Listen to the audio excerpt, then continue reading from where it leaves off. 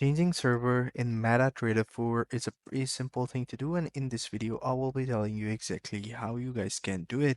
So if you're new to the channel, make sure that you like the video, subscribe to our channel, and hit the bell icon so you won't miss any future updates. So I will be telling you exactly how you guys can change the server in your MetaTrader 4.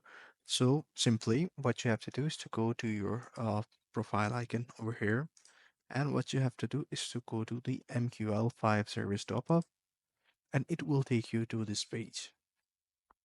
So here, all you have to do is to log in with your account details, for example, your account login and your account password. So simply go with that.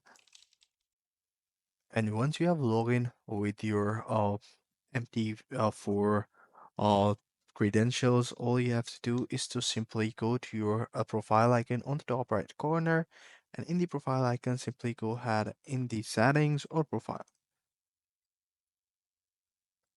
So here in the setting, you will see that your location will show over here.